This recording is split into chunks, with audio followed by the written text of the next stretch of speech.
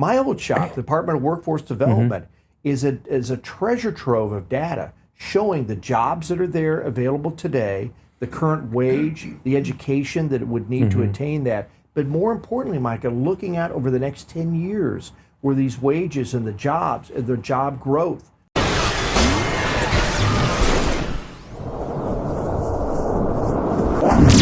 Hi, I'm Micah Clark with the American Family Association. I appreciate you joining us today. I have a good friend in studio with us today who you may know if you're from Central Indiana, but you'll certainly probably recognize his last name.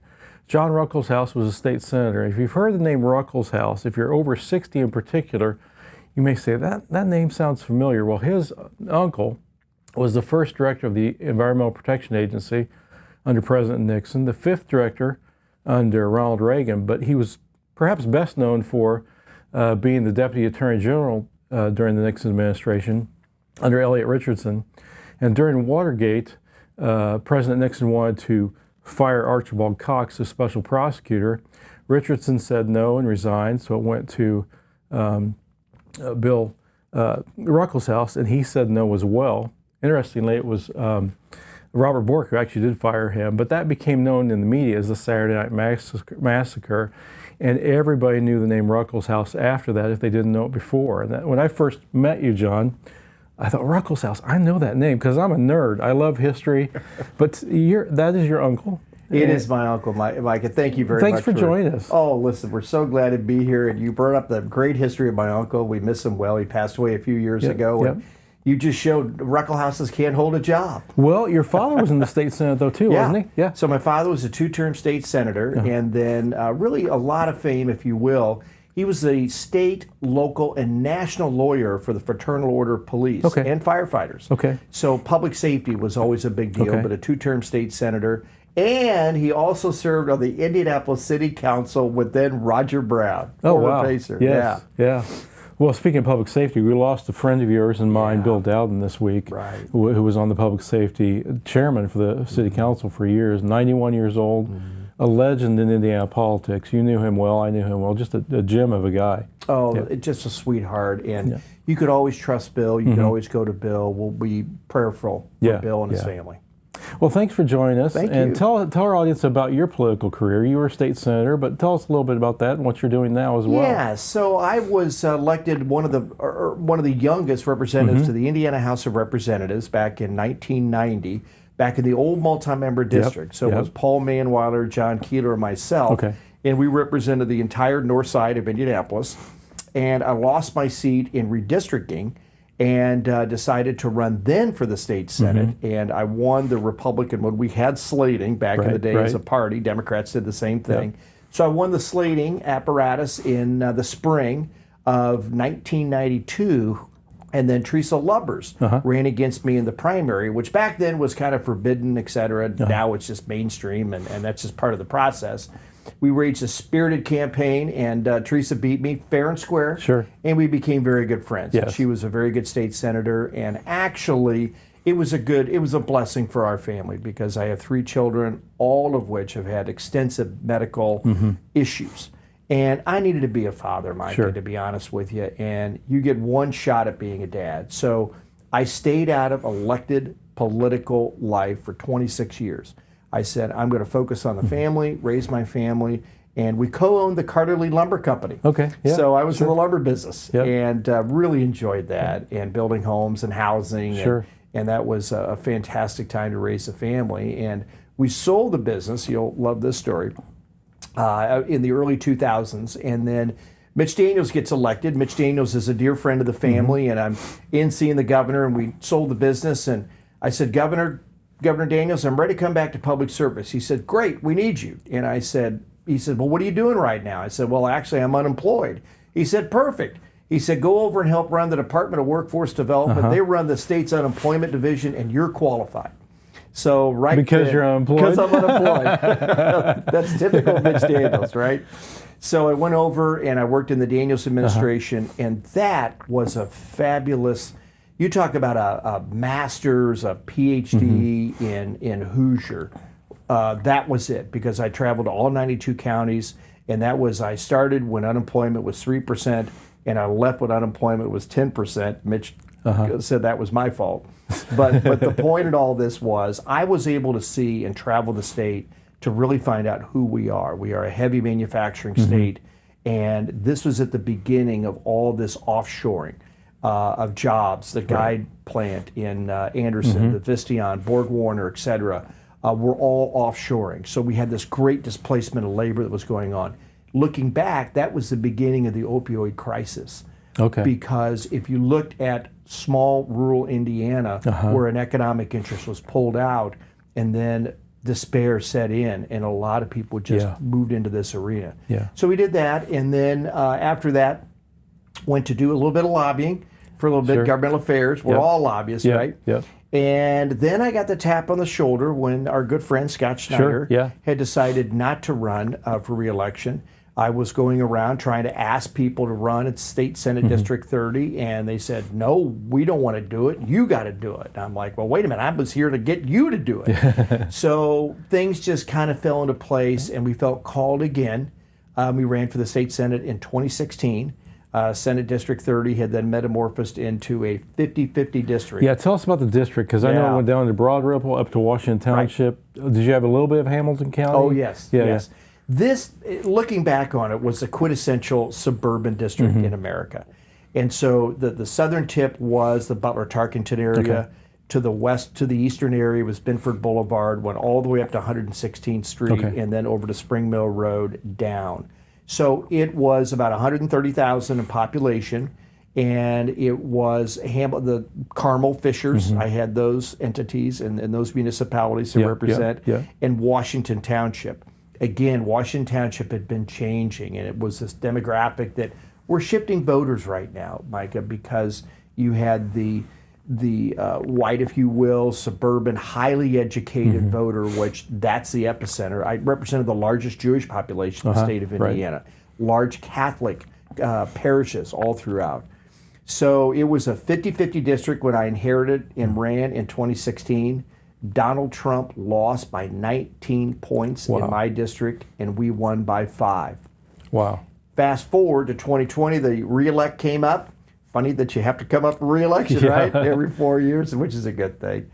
And I remember our first poll, I walked in and our pollster, John McLaughlin, I think we both know, fantastic pollster, looked at me, and this is 2 weeks after the riots. His first words were, "Is it too late to run as a Democrat?" And I said, "John, is it that bad?" He says, "Yeah, it's that bad." So the district had actually gone from a 50-50 district to a Democrat plus 7. Wow. So we started out 9 points behind in the re-elect in 2020. We knocked on 18,000 doors, and it was us. I mean, there was not really a big army. It was us knocking on doors.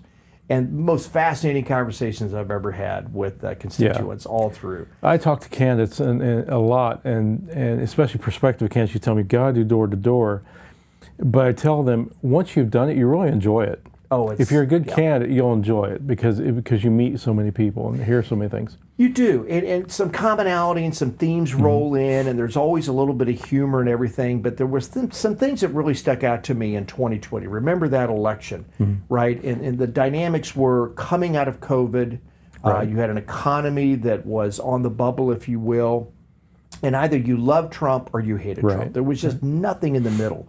So whereas Trump lost my district by 19 points in 2016, he was on his way to lose it by 30 points in 2020. So these were the dynamics that we were faced with. So usually we would knock on the door and people kind of knew who I was just because I was very active in the district, but they couldn't resist themselves. And they'd always say, well, what party are you? And, I got tired of that because I finally would look at them and say, I'm a member of any party you invite me to. Well, they'd laugh, and then you'd have a really good conversation because you'd have to bring them back. But what I did run into and what we found on the net result of that, which was so telling about the election, is time after time we would talk to individuals and say, quote unquote, I used to be a Republican. Well, yes and no, but a lot of them they were going to vote straight ticket. And they were going to vote straight Democrat. And I said, well, what about us? Oh, we love you. You're exactly what the Republican Party needs. You're exactly what this district needs. You're exactly what the state needs. But you're going to vote against me. Yeah, we want to send a message. So we got kind of caught up in that. Yeah. So the interesting thing was, at the end of the day, when the smoke cleared after the election, we did get within 3 points with about 3 weeks to go, and the undecideds were breaking for us 3-1. Wow. So we thought we were right there. And literally we were, but the two things that got us were, number one was the volume.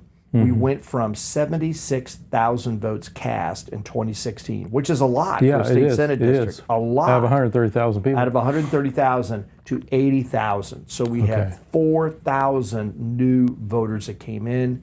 And number two, the percentage of straight ticket voting went from 35% in 2016 to 48% in 2020. Well, let me ask you about that, because there's been a proposal put forward, not real strongly, but it's been discussed a little bit in the legislature, about eliminating straight ticket party voting. And some people hear that and think, well, what if I want to vote all Democrat or all Republican? Well, you still can. Right. But tell us about that proposal. I don't know. I assume, are you in favor of that? Oh, absolutely. And I'm glad you brought that up, as a matter of fact, because we actually had legislation in 2020, my last session in the state Senate, and we had the chairman of the House committee who was on board, and the chairman of the Senate committee who was on board. Indiana is one of 9 states left in the country that still has straight ticket. Well, only 9. Correct. So you're exactly right. You can go into the voting booth, you can vote straight Libertarian, one by one office. That just means you have to look at every single office. You can vote straight Republican, straight Democrat, versus now, especially with the electronic machines, it's super easy. Go in, press one button, go all the way to the back page, and you're done. Right. So, but a lot of those folks don't really know who they're voting for. If they're going through the ballot and thought, well, yeah, I may vote for Biden, but I like John Ruckleshaus. And I think it's, particularly on the lower end of the ballot, it really does a disservice to a lot of people who work hard and people who are known locally in their community. It does, and then that was a disadvantage to us, and thank you for bringing that up, because both in 2016, but especially in 2020, in Marion County, as a Republican, if you split your ticket, we won. We won that cohort, which was huge. I mean, that's the gold standard, if you will, when you run, if you can get that, the ticket splitters or the independents, because that's how you win in competitive districts. You bring your base, you go after as many independents as you can. If you can get a plurality, that's awesome that you win, and the ticket splitters. Well, I'll say something that's going to sound kind of libertarian. I'm not a libertarian, maybe economically, but I almost think if people don't know in some cases who to vote for, I'd almost rather them. I'm not afraid of people who skip somebody they don't know. Right. But when you cast a straight party ticket, you may have voted somebody against somebody you really wanted. Correct. And didn't realize. That's exactly right. Again, I would go back. We need to get rid of straight ticket voting. Now, it's interesting because if you do look at this from a purely political perspective, it benefits Democrats in the urban areas, and it benefits Republicans statewide.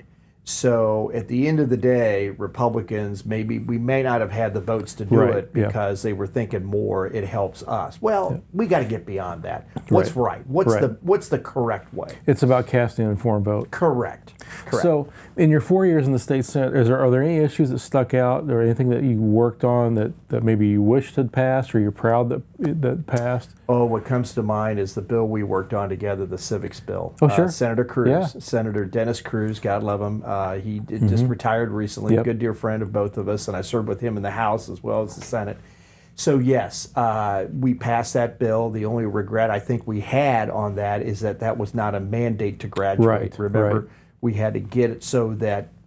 I think it was when you passed out of the Senate, it's the House that watered it down. Correct. Yeah. So going back to where we are, very proud of that legislation. Did a lot of work for us. The one piece that I did that we passed the Senate and we couldn't get through the House, but I strongly believe in, is that on education. You know, we really need to focus on education, especially the dollars that we're spending in education. So I introduced the bill in 2018, the Real World Career Readiness. And what this is that not everybody needs to go to college, and that's okay. And as a matter of fact, we should be encouraging that and bringing vocational education back into the K through 12 system. So basically what it was a rather simple bill.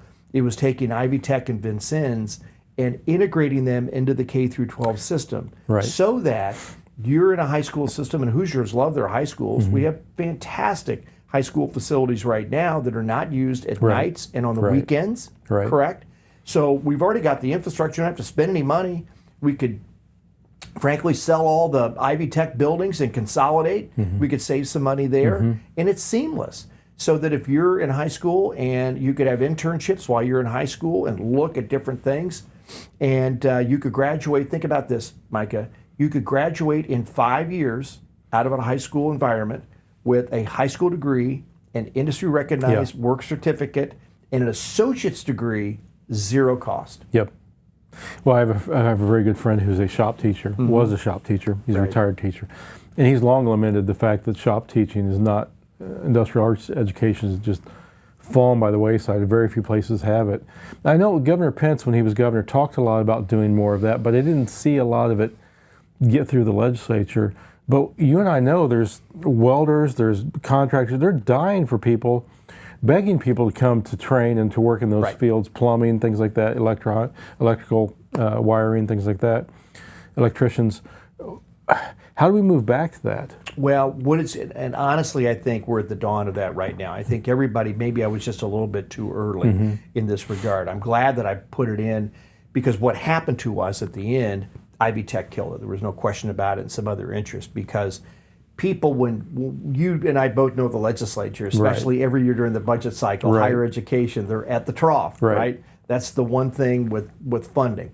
What we need with the next governor, and hopefully whoever the next governor is, really sees the value in this. We've got to break down the silos. I call it the education industrial complex. Remember Dwight Eisenhower talked about the military industrial complex. We've got to break all that down.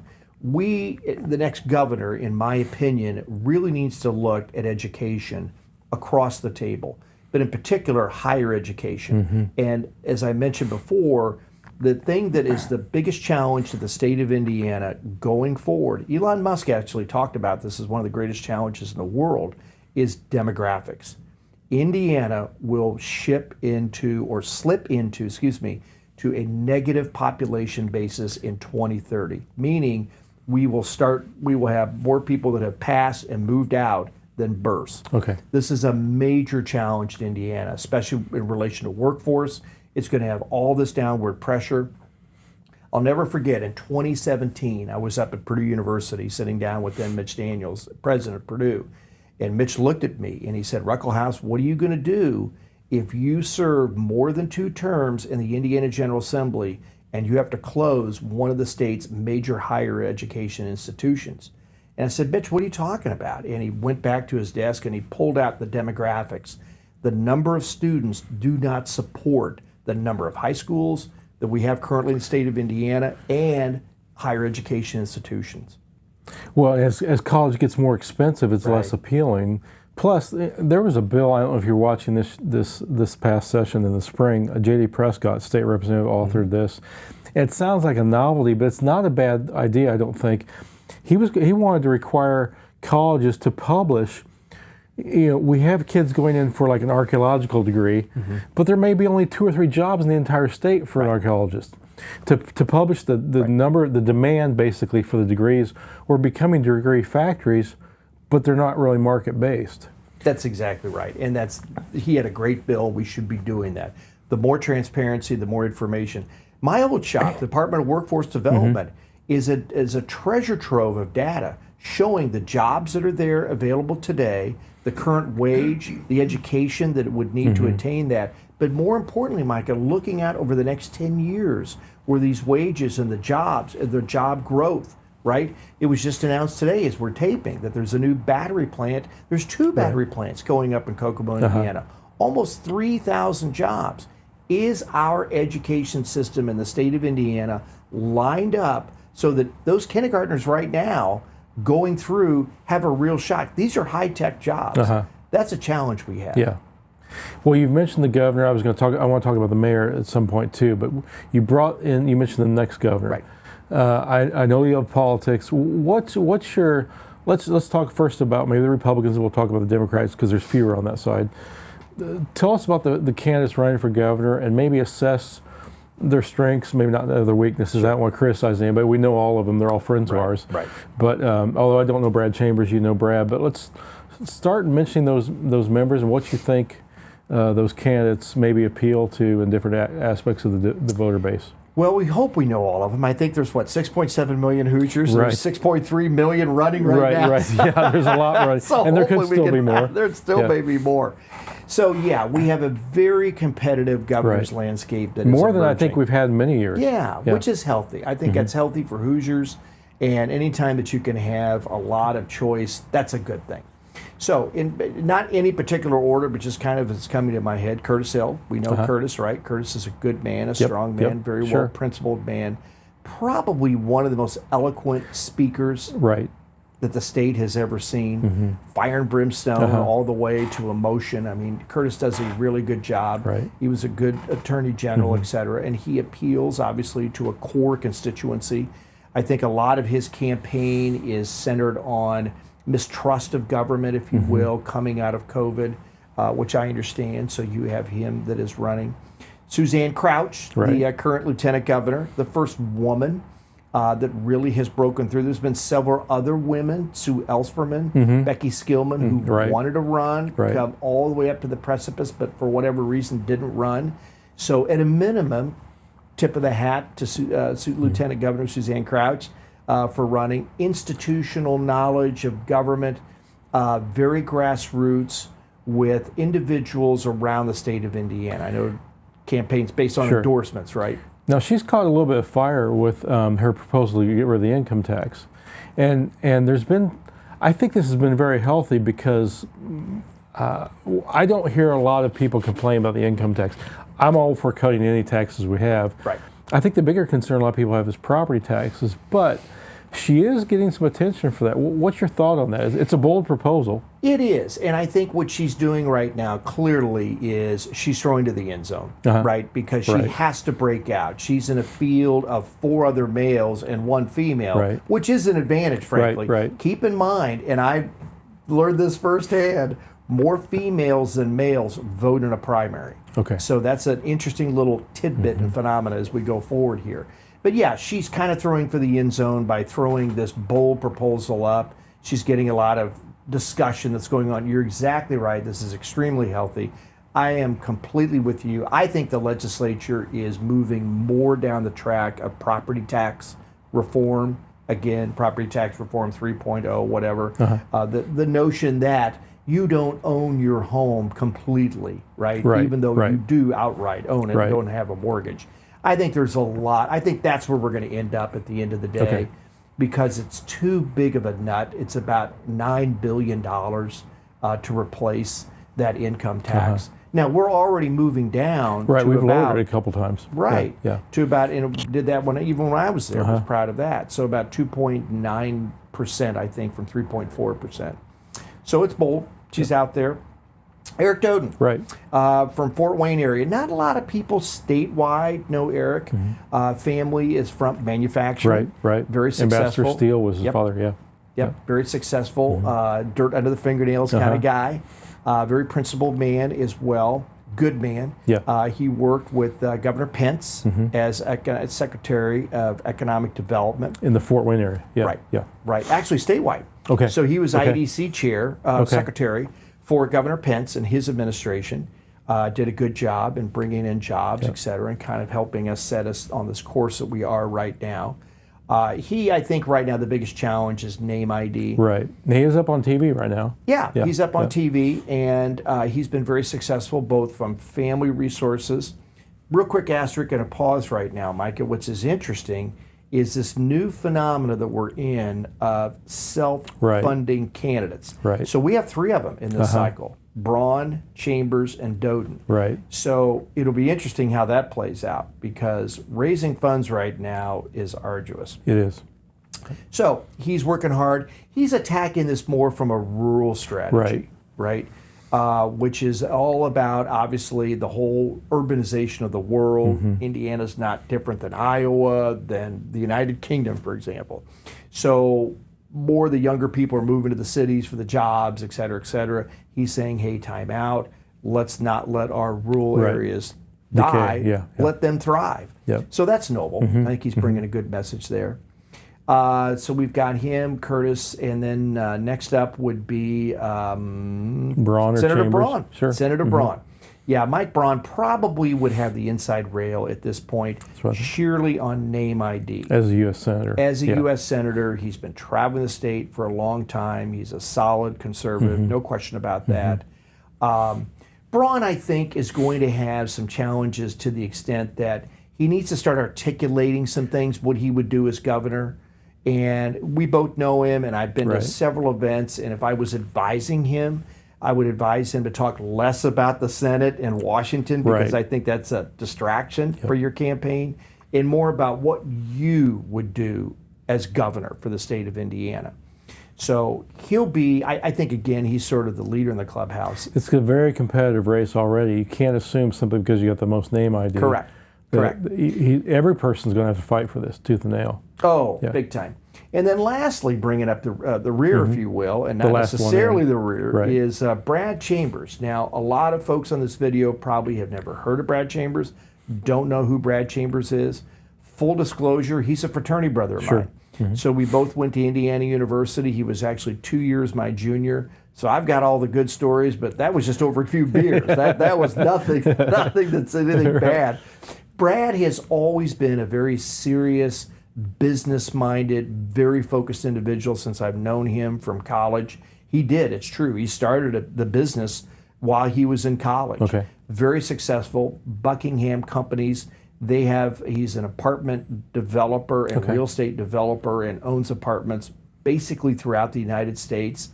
He's going to self-fund, I've heard, as high as $15 million of his own funds. He's already raised close to $5 million I've heard that. from outside. And what's interesting is a lot of the Daniels team has moved over into Brad Chambers. The one thing that Brad brings to the table that I think may be lacking from some of the others is that he is going to really focus on economic development. He is going to focus on jobs. And in particular, he's going to focus on the wage of the jobs. I remember, for example, oh my gosh, Micah, when the last Great Recession, when I worked for Mitch Daniels and his administration, if we got a call center with $10 an hour jobs, we were celebrating. We were excited because there was no jobs being created. So he's going to really focus on those very high wage jobs and very high paying jobs, which is great. And any of these candidates, if they are governor, need to do that. But go back to what we talked about before. We need to align our education system up with that. We're not there. We're not even close. Well, I'm going to pause since we've covered so much ground. Next week, we're going to come back. We'll talk about the Democrat side, and we'll talk about the mayoral race. But, John, this felt like it was just 5 minutes, and we've gone longer. I appreciate you joining us. We'll do another show here, and we'll come back and we'll cover politics some more. And it's been a lot of fun, so thank you for joining us this morning. Thank you, Mike. Thank you. Well, thank you for joining us today. I hope you enjoyed that. I hope it went very quickly for me. I've always enjoyed my time with Senator Ruckleshaus, former state senator. We're going to come back and cover local politics as well as some other issues. So thank you for joining us today, and have a great weekend.